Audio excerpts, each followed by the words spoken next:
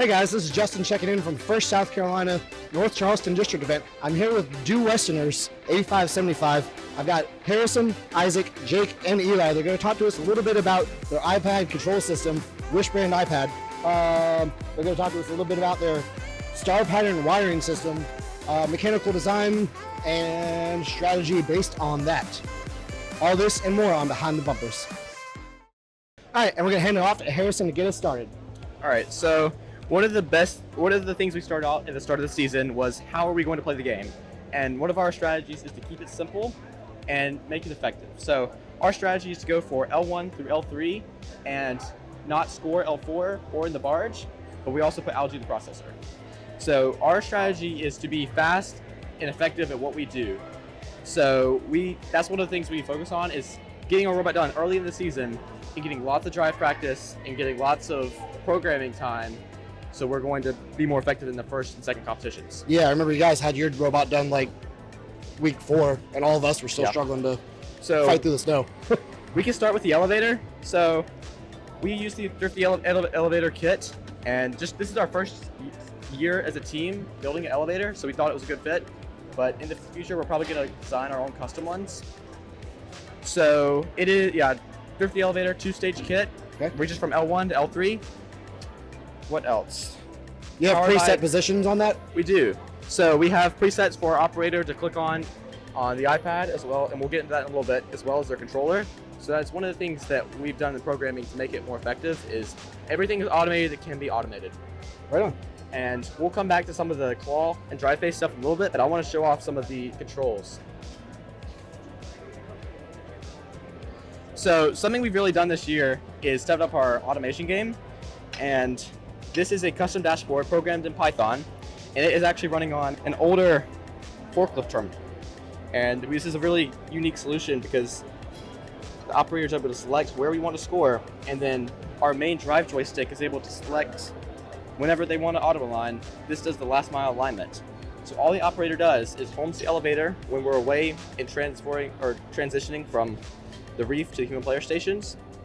And all they have to do is select left, right, where they want. It automatically selects high, low algae for each position.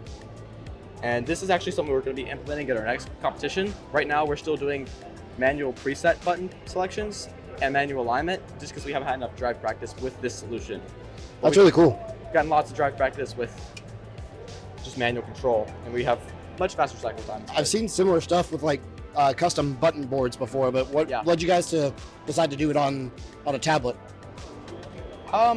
Overall, I mean, I'm a programmer guy, so this is what I enjoy. We definitely could have done a button board, but this seemed more fit for our team as we had, more fun basically. It's literally an iPad. Right on. A very fancy iPad. So it runs our drive station on this tablet, and we have a USB hub to connect to the controllers. Okay, so it's your driver station computer too? Yes, so this runs our drive station, our autonomous selection is on here, but this is the main screen that's up during a match. Cool. And then we also have the backup controller that our operator is currently using at this competition we have all the presets, so L1, L2, L3, low algae, high algae, intake, outtake, and human player preset. So we've got good drive training with that, and hopefully next competition will just be a backup. Awesome. So moving away from some of the control side of stuff, I want to talk a little bit about our claw. So our claw is very unique in the way that it grabs it. It actually grabs it by the side wall. So if we come over here, it grabs the lip and actually goes onto this bottom spike. We had concerns at first about intaking from human player, and we originally had a design, you can see some holes there for mounting some side guards, but we ended up actually not needing them. It's reliable enough, it's actually able to intake at multiple different angles. As long as this hits this front part, it just sucks right in. Yeah, I mean, you guys made a believer out of me. Originally saw the design, and I was like, I don't know, but y'all are killing it with it. So that's awesome. So as far as algae goes, we use this dual purpose wheel. So unfortunately, we can't hold coral and algae at the same time, but we are able to run just this top wheel to rip off the algae while we're holding the coral. And this claw, all these parts are laser cut. We have sponsors that do that, so this is really our first year as a team, catting our full robot out week 1, week 2. Got all the parts fabricated, and really professional this year was our goal. Absolutely. So as far as grabbing algae, we originally had another compliant green forage wheel up here, but we didn't have enough grip on it, and the robot was fully assembled. So our idea was, why don't we just try and 3D print a TPU wheel and then put some grip tape on it? So this is the V2 of the wheel. The original one didn't have grip tape, but this one is a 5-inch wheel that gives us just enough compliance and actually grabs the wheel better than these two, I would say. And this is some of that cat tongue tape that West Coast Product sells. Yep, that's it. So that is our claw, and that's all on a rotating wrist. Nothing really fancy there, just a dead axle pivot with chain drive. So I want to say a 25-to-1 gear ratio gearbox plus whatever the chain is. Don't know that off the top of my head. So moving into some of our vision systems, we currently have 2 orange pies on the robot. Only one is actually running. So we have 2 cameras currently, but for our next competition, we are going to design and print another mount for 1 or 2 more to go on the back, so we can scan the higher ones on the barge to get more accuracy. But one of the things that we've really set up is, it doesn't matter how many cameras you have, it's how you use those cameras. You really need to be strategically aligning with the reef during auto. So during auto, if you watch some of our matches, we actually track the reef as we're moving around. Even going to human player, we rotate it just the last second to get there. But always tracking the reef gives us the maximum accuracy in auto. It gives us the most reliability. So we have one for the human player, for the reef, and then this one is for the human player and the processor. And these are just some coral guards. I do want to talk about those a little bit. We really have beefed up all the protection of everything. At the start of the season, we had basically a coral fall on one of our orange pie cases and shattered it. Oof. And from there, we have polycarbonate panels over everything. These are not handles, these are to keep out coral. So let's talk about our Swerve Drive a little bit. So we are running Swerve Drive Specialties MK4C modules this year.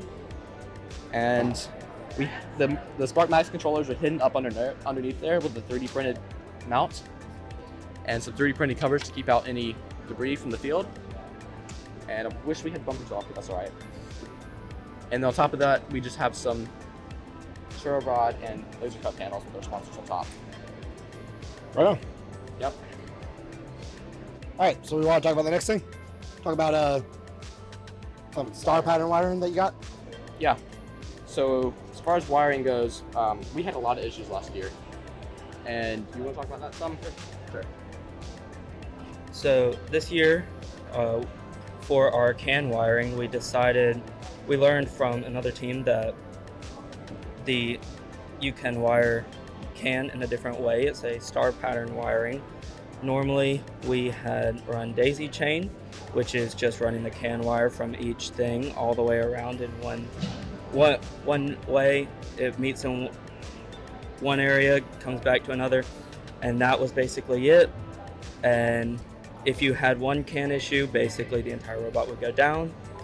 This year we decided to go with a star pattern, and we have this little distribution block in here where you put all of your can wires in there. It distributes it to each area. So we have a wire going to each swerve module, our claw, and our elevator motors separately. So if one thing goes down, the entire thing doesn't go down. But it's also stronger because all of our wires can be routed through the middle of our robot instead of from one place to another. Of course. Well, anything else you want to talk about while we're here? Yeah. We'll talk about one more thing and then we'll do a demonstration of our elevator presets. So last year we ran the tread wheels and 3D printed our own tread, and it was just a pain to swap out. We just didn't have enough time, matches, and just didn't work out well for us. So this year we're running Coulson wheels, and even though they do slip more, our vision system is able to correct for that, and that's how we're able to counteract that force. Right. So that is one interesting design choice that we made. It is a trade-off, but at the same time, we have not had any issues with these. as a driver, there's no real difference in that. Cool. And we can go ahead and do a demonstration of all our set points. Just home position, right? So L1, L2, human player, which will auto intake, and then L3, You go to the algae ones. and then yep. So low algae, which is level 2 algae, auto gets there, and then the high algae, and then home. So between all those presets, he's able to quickly, our drive coach just tells him where we want to score, or pick up the algae from. He presses the button, and then the second we have the game piece, homing it. Because one thing that we've noticed this year is center of gravity is everything. If you have your elevator up and you're trying to drive away quickly, you're going to be tippy and you're going to slow down your cycle times, regardless if you tip or not. Homing that elevator is super important to getting fast cycle times and being smooth. Because if you're not smooth, you're going to be not accurate. You're going to be just all over the place. Yeah, I agree. All right, well, guys, that's a wonderful machine that you guys have put together this year. Everybody keep an eye out for this team. They're on the up and up. Awesome robot. Y'all killing it. Keep it up.